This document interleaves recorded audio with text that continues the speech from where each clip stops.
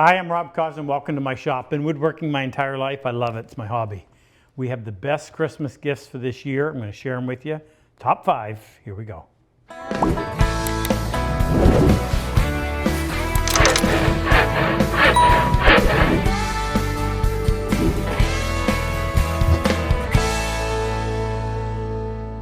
Before we start, let me give you a disclaimer. I'm going to show you 5 tools that we make here in our shop. Our motto is we only make tools that we actually use so that you can benefit from them the same way we do. Now we modify the parts. We build the vise just like this. I'm gonna go through and I'm gonna show you all the benefits to it. You'll see that this forward jaw hangs below.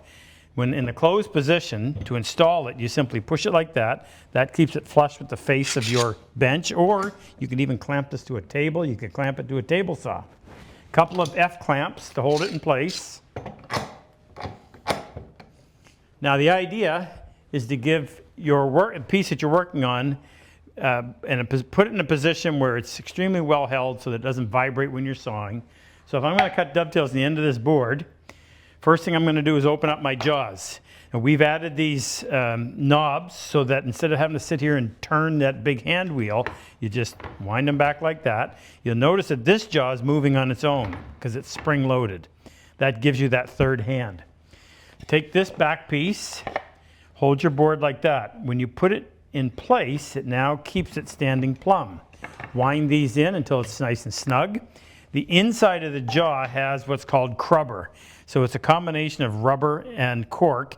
It does a really good job of holding pieces securely and not allowing them to slide, but it also protects the piece from getting marred. Now, with this in place, everything nice and secure. By the way, you have a capacity of just a little over 16 inches in there, so even a carcass can be done. Now when it comes to cutting your dovetails, everything is rock solid. The other big advantage, particularly if you're a little bit older, on a normal workbench, you want the height to be relatively low so you can be on top of it when you're planing. However, when it comes to sawing, and like I'm about to do, you're sitting here down low. This gives you that extra 3 or 4 inches in height, which makes it really nice.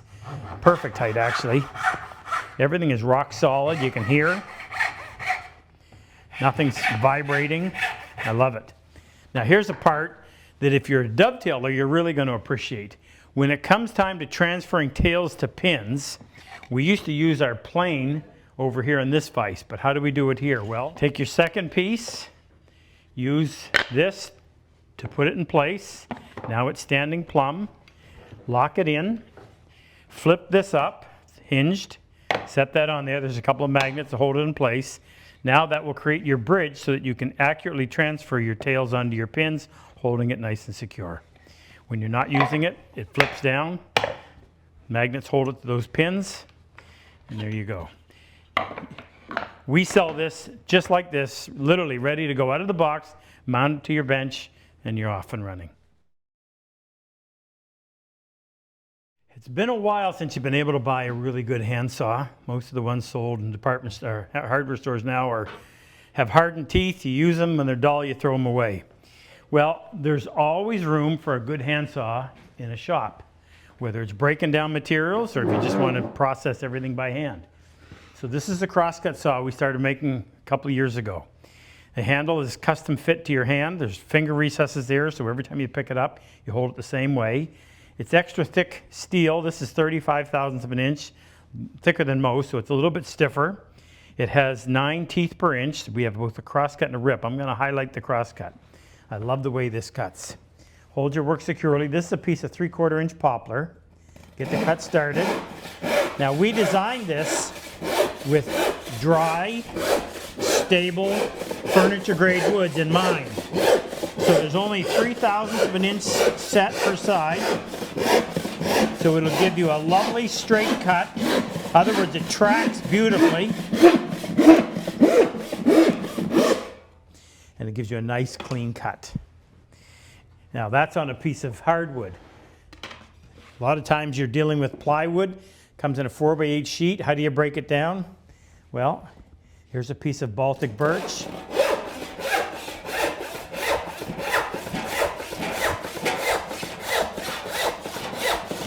turtle won the race. Let the weight of the saw do the work.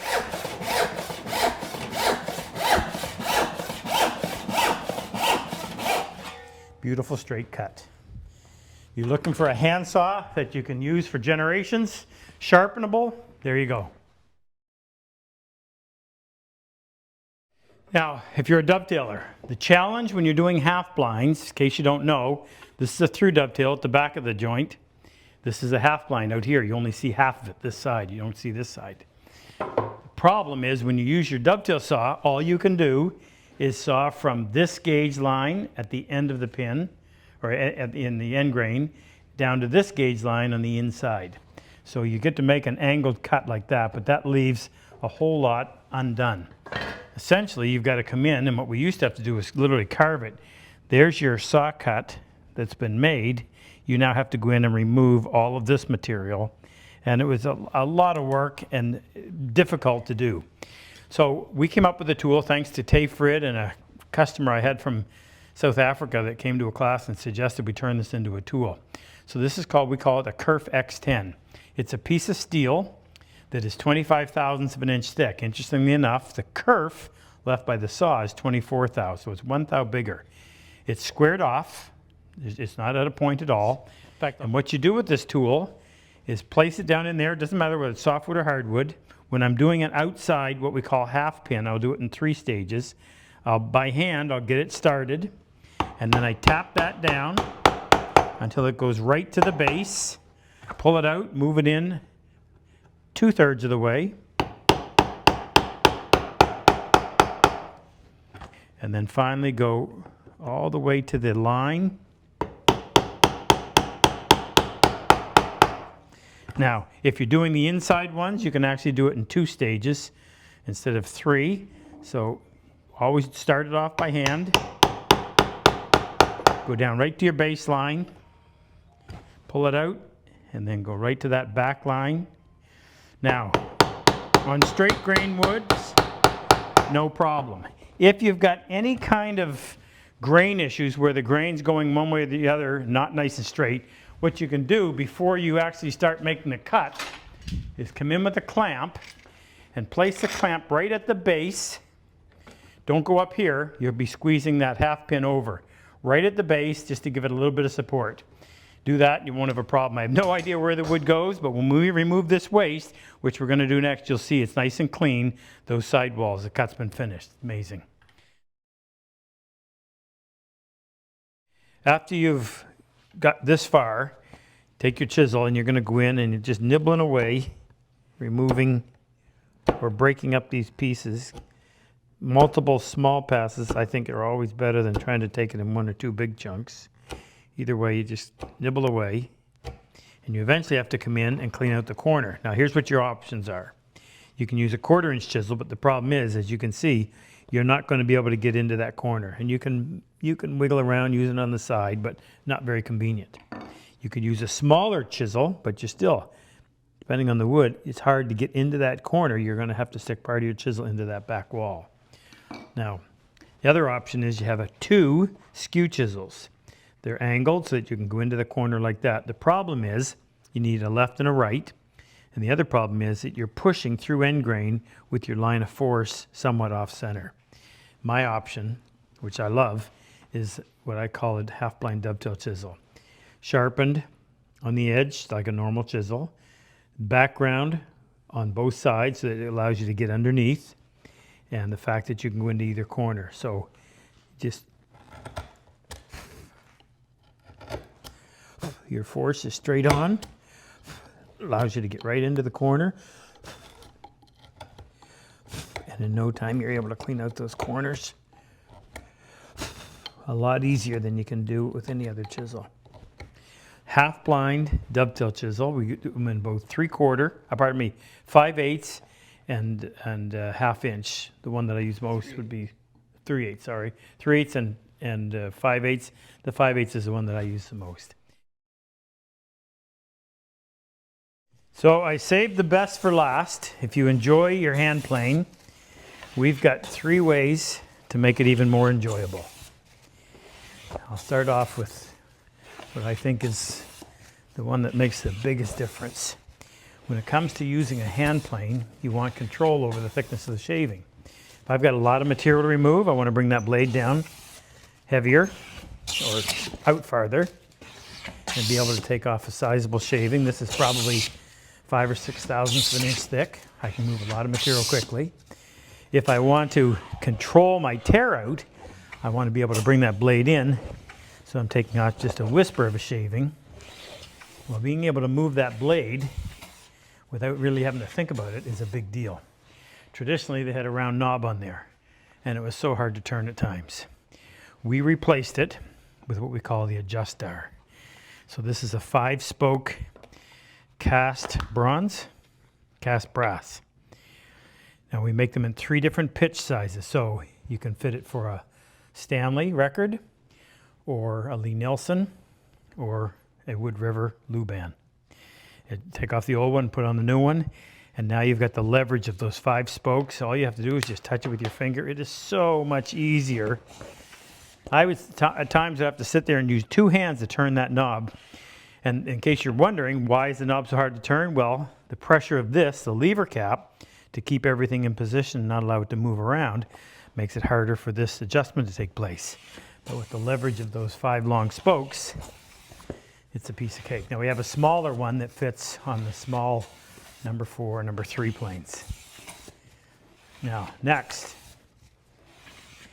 when it comes to making adjustments, traditionally the planes had screws. The problem with them is the screwdriver would slip, get all chewed up. So we have a kit, again, fits all. We have a separate kit for each of the different types of planes, and it replaces everything with a hex drive. Well, it doesn't slip, the screwdriver doesn't fall out. We use a ball hex, so if you have an adjustable frog, for instance on a Stanley Bedrock, you can get in there and you can access it from about 30 degrees and make those adjustments. It's also nice that you can get at it almost straight on because of the spokes on the adjustar. Again, so much easier. And particularly when you're talking about taking or separating your blade from your chip breaker. Not nearly as likely to slip as the old style. So that's 2 ways to make planing so much easier. My goodness, I wish I'd had this years ago. Now the last one, my second most common use for a hand plane is in something called a shooting board. And if you're not familiar with it, it's a device that's designed to hold the wood or the workpiece and the tool at right angles. Right angles this way and right angles this way. The problem is that when you put a plane on its side, where do you put your hand? And it's not very comfortable. Well, my son Jake came up with this idea. It's called the grip. It's cast aluminum. It fits in there like that, and now it gives you the ability to not only control, but to comfortably hold that plane, unlike you would without it. Take it out. Now, it doesn't involve drilling a hole in your plane, but it's a tool. This makes it even better to use. So there you go. 3 devices that will make your hand planes even more enjoyable to use. Have a Merry Christmas. These are my 5 top tips. Actually, I'll throw one in for Jake. He said, Dad, you can't just promote stuff that we make. I'm going to suggest this. This is an inexpensive tool that is extremely precise. This is a Lee Nielsen variety. It's called a router plane, small router plane. By the way, we also have a screw you can change like that. But it's extremely precise because if you have a depth of a bottom of a groove, bottom of a dado that you want to have precise, trying to do that in the table saw, even with a router, is difficult. But that is going to lay on there, and you can go in and control that depth, make it perfect.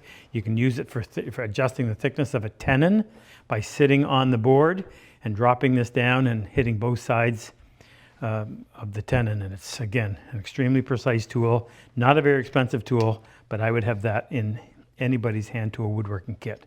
Even power tool, because you can go in and do stuff with it with such no dust, no danger, no noise. How's it get any better than that? So that's 6 of my favorite tools. Enjoy them. Have a Merry Christmas. If you like my work and enjoy my style of teaching, click on any one of these videos and help take your woodworking to the next level. I've always said, better tools make the job so much easier. If you click on the link below, the chisel and plane icon, it'll take you to our site and introduce you to all the tools that we actually manufacture right here in our shop. It'll also give you information on our online and in-person workshops.